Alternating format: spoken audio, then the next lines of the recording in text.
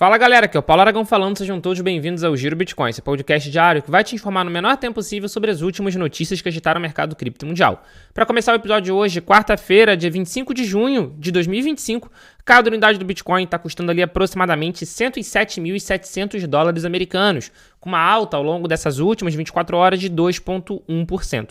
Já o Ether, segundo maior criptoativo do mercado, está destoando um pouco das principais criptomoedas. Enquanto a gente vê que as principais criptomoedas estão conseguindo uma alta ao longo desse último dia, o mesmo a gente não pode falar do Ether. O Ether está com uma queda de aproximadamente 0,8%, com cada unidade nesse momento em aproximadamente 2.420 dólares. Que nem eu falei, diversas criptomoedas estão começando a ter sim uma valorização, seguindo uma tendência do dia de ontem. Solana valorizando 0,5%, BNB valorizando 0,7%, XRP valorizando 0,8%. Enfim, a gente vê que de fato as principais moedas estão começando a se valorizar. O BTC está se mostrando, sem sombra de dúvida, o ativo, o criptoativo mais resiliente do mercado, sem sombra de dúvida, que mais aguenta a pressão de outros fatores da economia, macroeconômicos, tensões globais, e está também se recuperando mais rápido do que hoje demais. Para vocês terem uma ideia, ao longo dessa última semana, o BTC está conseguindo já uma valorização de 2%, enquanto a gente vê que outras criptomoedas estão em queda, como o caso do próprio Ether, que está caindo ao longo desses últimos 7 dias aproximadamente 4%.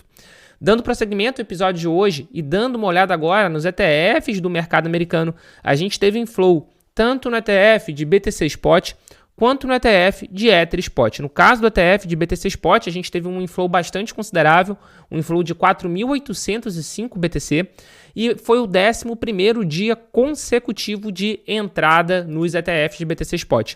É a maior sequência desde o início de junho. No caso do ETF de Ether, a gente também teve uma entrada considerável para o produto, que foi uma entrada de 29.580 ETH, o que em dólar americano dá cerca de 71 milhões de dólares. Importante, é o segundo dia consecutivo no ETF de Ether que a gente tem essa entrada. No dia 20 a gente teve outflow, mas de qualquer forma a gente vê que sim, os institucionais estão se interessando cada vez mais pelo produto de Ether Spot e pode ser que ao longo desse ano a gente ainda veja isso aumentando. Afinal de contas, tiveram mudanças na SEC com a administração Trump, tirou o Gary Gensler, que era o presidente da SEC, que era uma pessoa contra a indústria cripto de uma forma geral. Atualmente, a administração da SEC, que é a CVM americana, é bastante voltada para as criptomoedas, é pró-cripto, é crypto-friendly. Então, a gente espera algumas mudanças ao longo desse ano. Inclusive, o mercado acredita que ao longo de 2025 a gente vai ter a aprovação da questão de staking no ETF de Ether Spot. Para quem não sabe, o Ether ele tem um protocolo de mineração um pouco diferente do protocolo de mineração do BTC.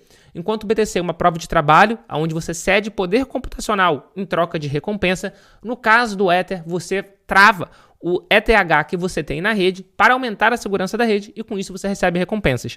A partir de 32 ETH, por exemplo, você já consegue receber recompensa sozinho na rede. Então imagina um ETF, a quantidade de ETH que eles têm, se isso pudesse ser colocado em stake. Isso iria gerar rendimento para os cotistas. E é justamente isso que as gestoras estão querendo. A possibilidade de ter rendimento para os cotistas. Para vocês terem uma ideia, o ETF da BlackRock atualmente tem 4,1 bilhões de dólares em ETH. Imagina tudo isso gerando rendimento. Então é justamente isso que eles estão querendo fazer. E as casas de aposta dão quase que como certa a aprovação desse staking no ETF de Ether ao longo de 2025.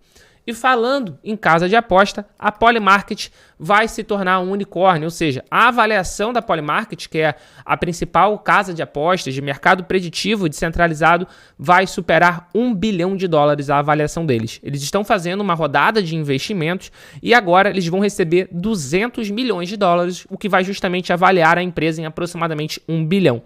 E isso é bastante interessante, né? Porque a Polymarket, há pouco tempo atrás, tinha perdido muita atração, mas voltou a ganhar muito mercado com a eleição para presidente dos Estados Unidos.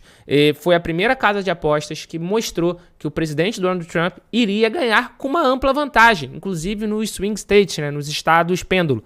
Então, ganhou muita atração e desde então tem ganhado inclusive repercussão na mídia tradicional, a mídia mainstream. Já é tradicional, já é normal a gente ver a mídia mainstream utilizando a Polymarket como fonte de consulta para fazer reportagens.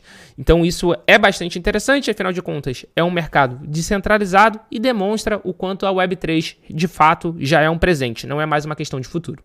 Dando prosseguimento ao episódio de hoje, mas ainda falando sobre o mercado americano, a Strategy do Michael Saylor, maior detentora corporativa de Bitcoin, tem 91% de chance de entrar no S&P 500 no segundo trimestre desse ano, de acordo com um analista. Para quem não sabe, para entrar no S&P 500, uma empresa precisa apresentar lucro líquido positivo no total dos últimos 4 trimestres. Vale ressaltar que a Strategy registrou prejuízo líquido nos últimos 3.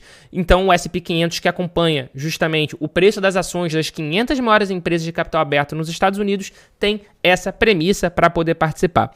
E de acordo com esse analista, falou que a entrada da MicroStrategy, da Strategy, nesse índice, no S&P 500, depende do BTC continuar acima de pelo menos 95.280 dólares. Então, se continuar acima dessa marca, a Strategy tem grande chance de entrar de fato nesse índice do S&P 500. Vale ressaltar que o S&P 500 já tem uma empresa cripto na composição, que é a Coinbase. A Coinbase entrou recentemente nesse índice e a partir do momento que uma empresa entra nesse índice, a ação dela acaba se tornando mais negociada naturalmente, porque existe uma infinidade de ETFs que replicam a performance do S&P 500. Então, eles replicam a composição do S&P 500 em carteira. Então, só de você entrar no S&P 500, você vai ser mais negociado, porque ETFs do mundo todo vão comprar o seu papel justamente para poder replicar o índice de uma forma geral. E falando em S&P 500, nesse momento, o mercado americano está aberto há cerca de 1 hora e o S&P 500 está operando em alta de 0,17%, assim como a Nasdaq está operando em alta também de 0,3%.